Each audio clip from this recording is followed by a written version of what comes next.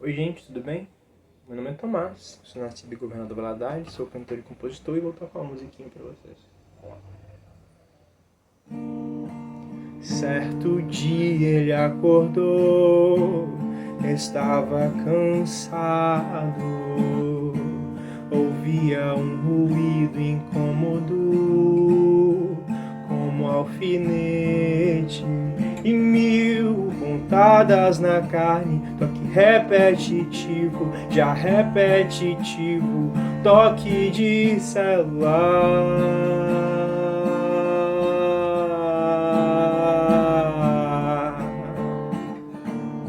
Pegou a bike feita de minério férrico e a caixa feita de isopor petrólico. Ouviu na rádio, mais uma vez é iminente a tragédia. Outro Rio Doce a ser morto, sufocado por lama, lama em regência, as mineradoras esperança, mais um buraco e outro buraco, e um buraco do tamanho da cidade, e uma cidade engolida por um buraco. Um poeta viu o pico sumir, ao outro só resta a carcaça da Serra do Curral.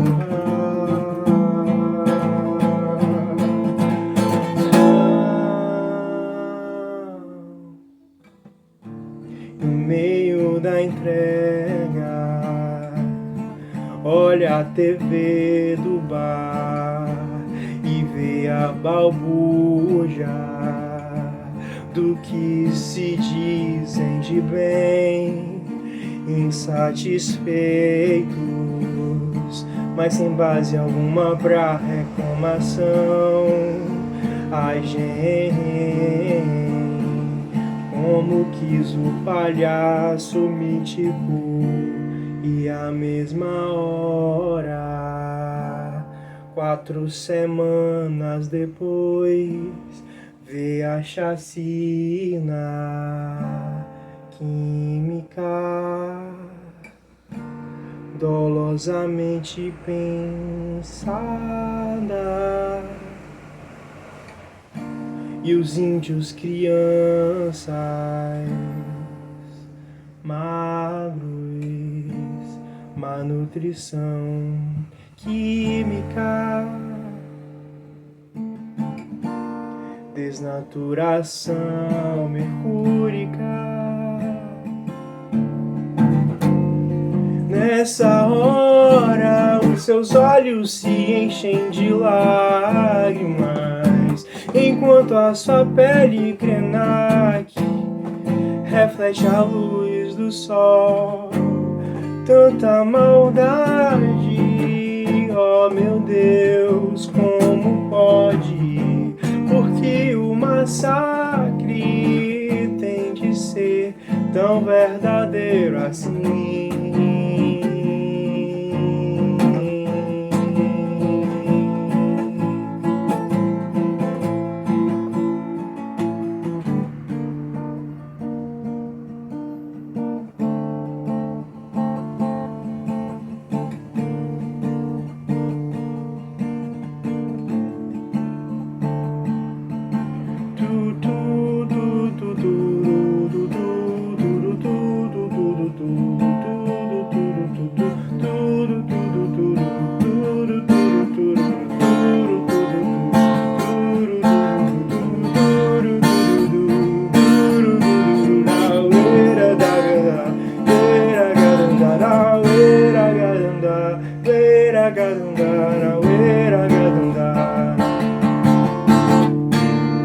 Pós-verdade, disse tudo que se quer, sem lastros, são verdadeiras as falsas saudades e falsas falsos, os verdadeiros reclames históricos e a maldade, ainda que exposta de forma tão pura, feia caricatura de mau gosto, fez da metamorfose ambulante um estrengo sem gravitação alguma, senão pelo polo magnético do ódio e da dor.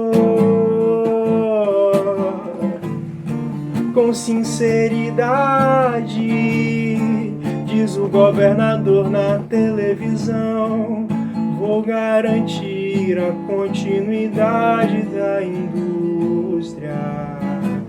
Triste realidade, em cada cidade tem um cara assim, cheio de certezas neoliberais, e tantas vezes é o prefeito acalmar o mercado, o ordinário mercado, evitar a fuga de capital pro estrangeiro, destruir nossa terra por dinheiro. E pedalando os morros ele foi, com a caixa nas costas e algumas contas pra pagar, e algumas lágrimas no rosto, e algumas contas pra pagar. Não lhe é devido pensar, com algumas contas pra pagar, e a caixa no bolso, e o toque na pele, o toque de celular, mais uma entrega, e outra entrega por fazer, e outra entrega por fazer, e outra entrega pra fazer, mais uma conta pra pagar, e algumas lágrimas no rosto, e muito tempo para ver o mundo desabando aos poucos, e muito tempo pra saber.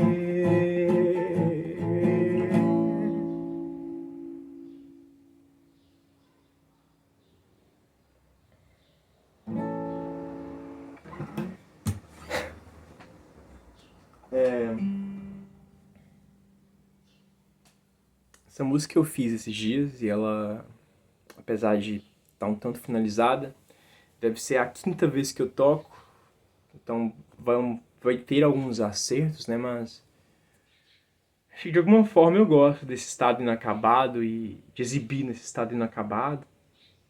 É um experimento que não vai tornar a ser reproduzido, né, porque não vai sair assim novamente, então de alguma maneira, por isso eu escolhi tocar ela desse jeito.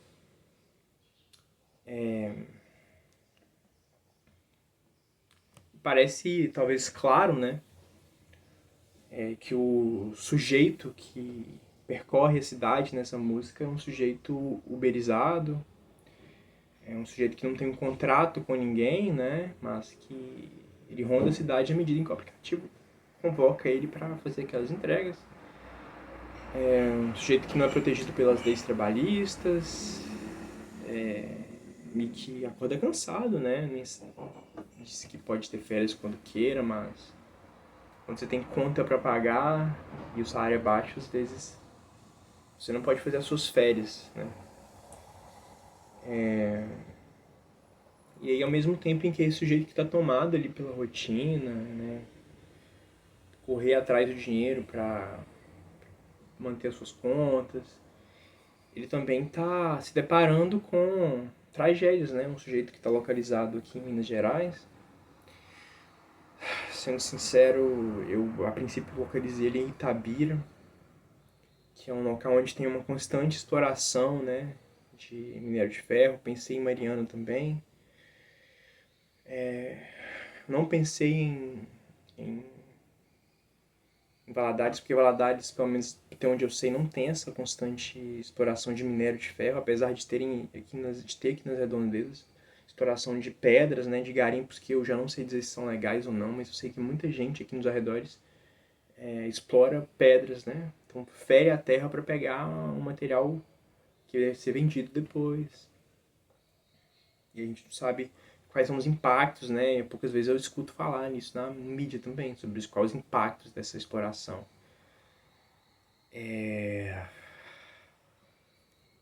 E aí, né, nessa rotina desse jeito de pegar a bike dele com a sua caixa de isopor, né, que é onde eles armazenam as comidas que vão ser entregadas, ele escuta na rádio uma outra tragédia, que pode ser iminente, que é algo que a gente vem se acostumando aqui.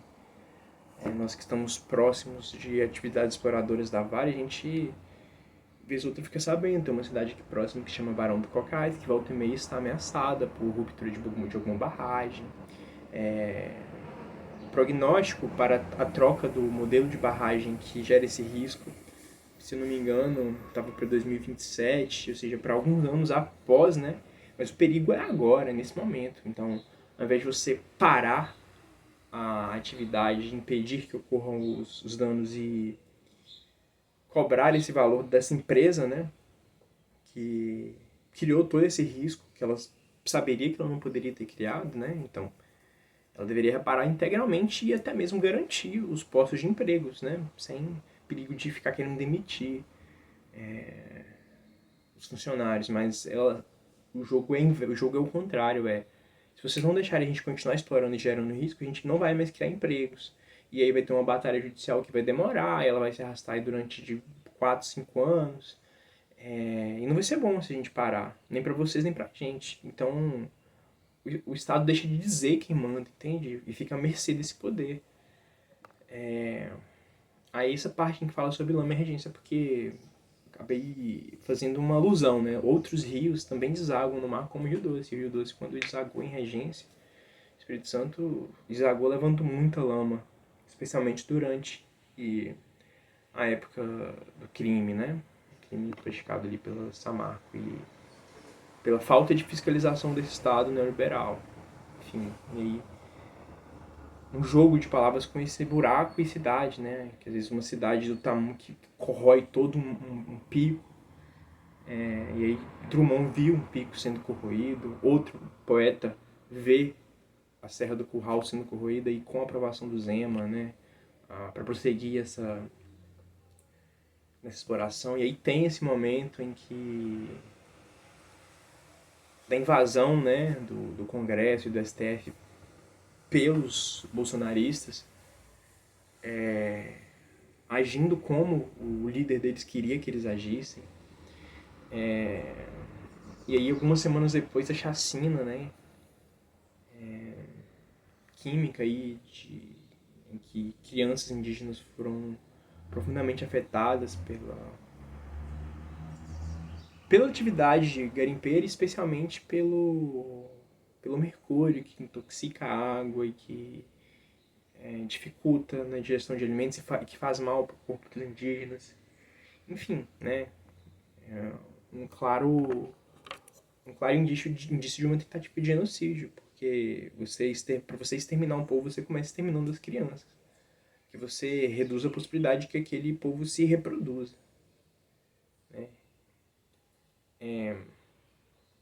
E aí, em algum momento, é revelado uma ascendência indígena daquele índio, né, que tem uma pele Krenak, dos índios aqui, que eram aqui originalmente aqui do Vale do Rio Doce, apesar de ele estar nessa cidade de Itabira, né.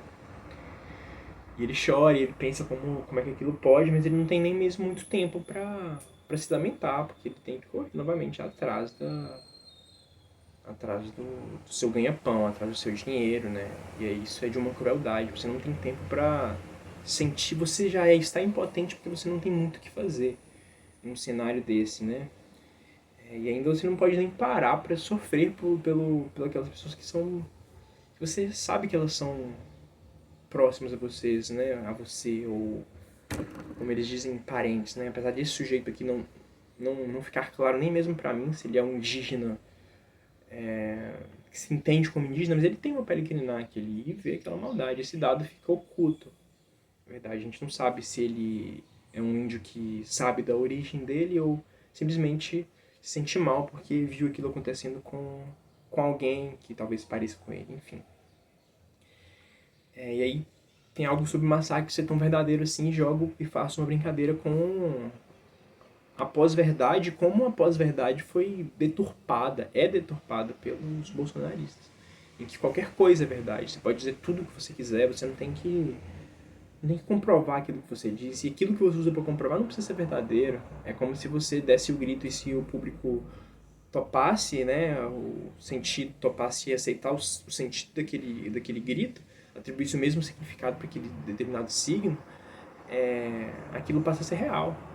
E aí aqui, né, são verdadeiras as falsas saudades. É verdadeiro aquela saudade pelo tempo antigo, em que tudo fluía bem, em que os pais eram respeitados pelos filhos, em que não havia droga circulando pela cidade, em que todo mundo tinha chance de desenvolver na vida pelo mérito.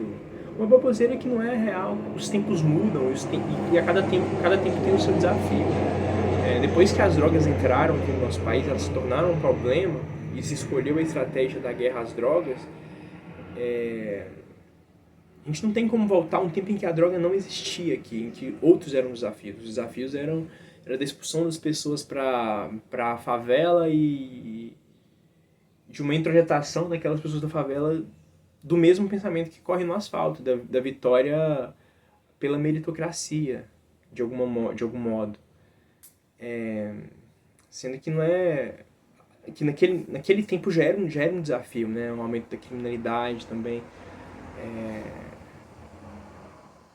Pela falta de oferta de serviços públicos, pela falta de oferta de prestações positivas do Estado dentro da favela, e aí depois entra o tráfico de drogas, suprindo e a traficância, o crime organizado suprindo o espaço do Estado, às vezes dando segurança, luz,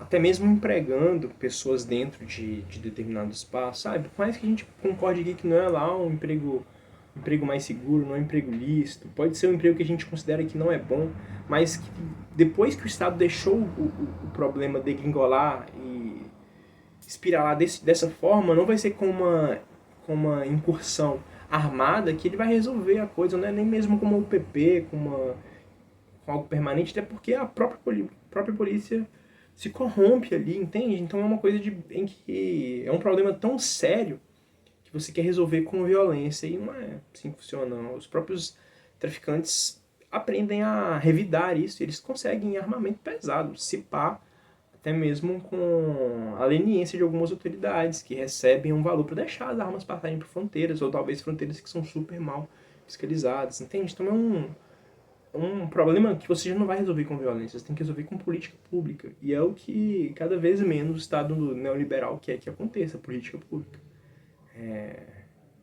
Eu às vezes brinco com amigos que um grande medo que eu tenho é de a situação criminal vai degringolar, só que as pessoas que têm dinheiro vão ter dinheiro para comprar um robô muito forte, que vai proteger a casa deles e que vai atirar.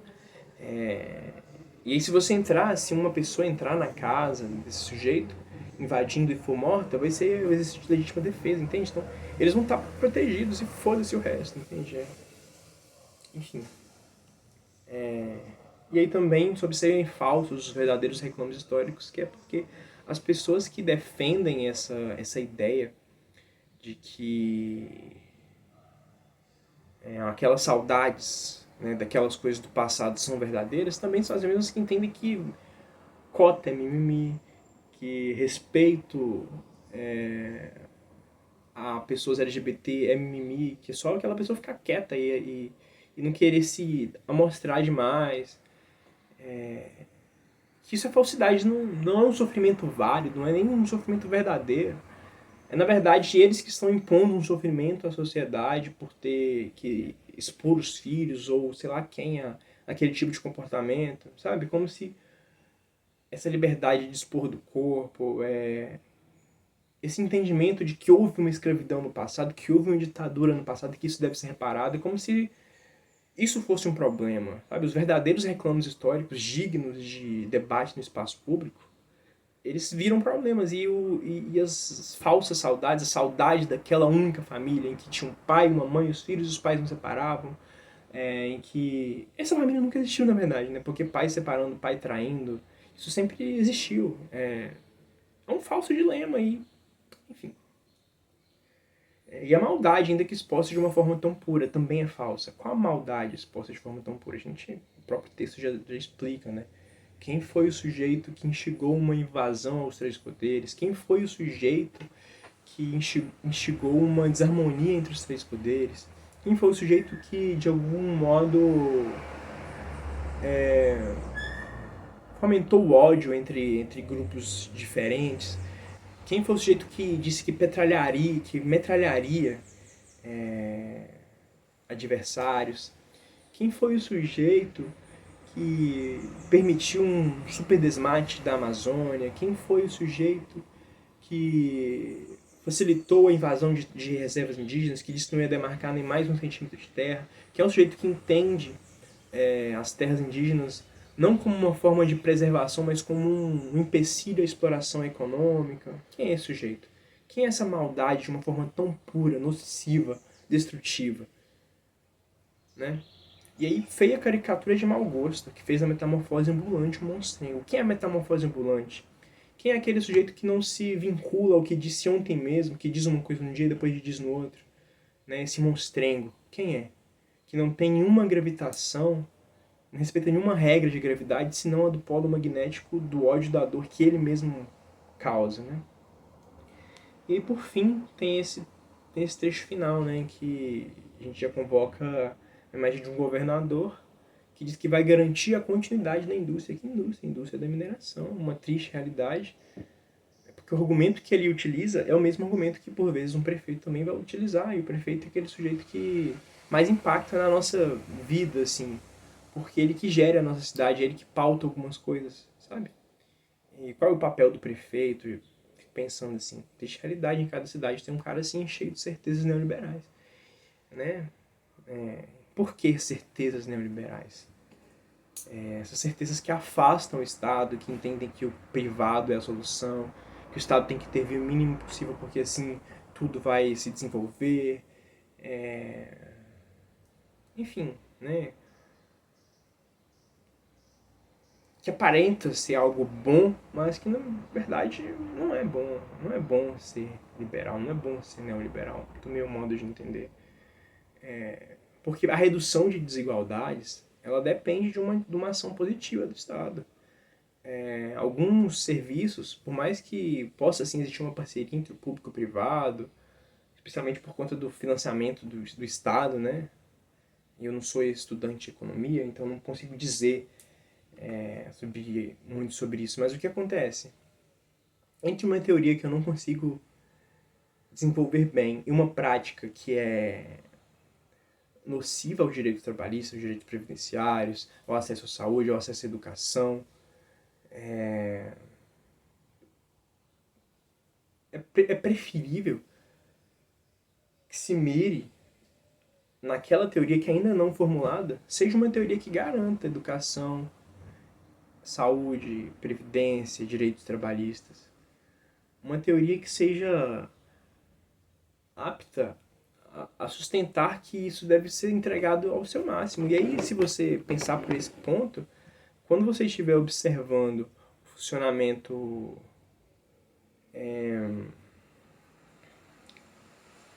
do privado, você perceber que é um pouco complicado você acreditar que ele é capaz de fazer isso. Porque pega aí um ensino privado de uma Croton, por exemplo, um ensino em que eles pegam professores aulistas, assim, o cara só vai simplesmente chegar, dar aula e acabou. O campus não tem uma função de se integrar com a sociedade da cidade, não planeja modificar a cidade de alguma forma.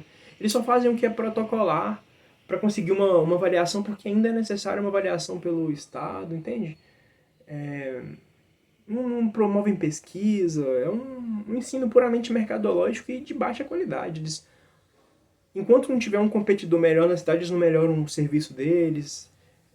Não tem uma proposta desenvolvimento da cidade, é desenvolvimento do bolso deles. E se por acaso acabar de influenciar positivamente a cidade, eles puderem se apropriar daquele resultado para divulgar mais ainda a marca deles, tanto melhor. Mas se isso não acontecer, tá bom também, entende?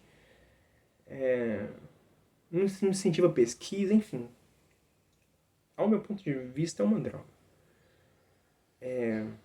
E aí acalmar o mercado, ordinário o mercado, evitar a fuga de capital para o estrangeiro, né? São alguns argumentos que os próprios liberais utilizam. Você tem que acalmar o mercado para que as coisas funcionem, que você tem que evitar, que se você não acalma o capital, foge para o estrangeiro. E aí a conclusão, né, de que no meio disso tudo está tendo uma destruição da nossa terra, do nosso solo, do nosso clima, daquilo que a gente vai deixar para as próximas gerações. Por quê? Por dinheiro. E aí a música se encerra com o sujeito pedalando pelos morros, chorando, né? Pensando com as suas contas para pagar, mas não lhe cabia pensar. E é esse o grande loop dessa música. É isso. Essa música não tem um nome ainda. Provisoriamente, deixa eu ver se eu consigo pensar algum nome para ela.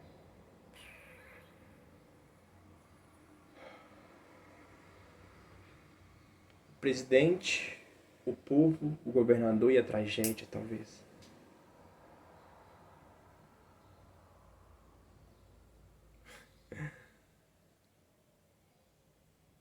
Carteira verde e amarela. Enfim, não pensei em um nome em algo pra essa música. É isso. Obrigado aí pra quem viu. É nóis, tamo junto. Em pé.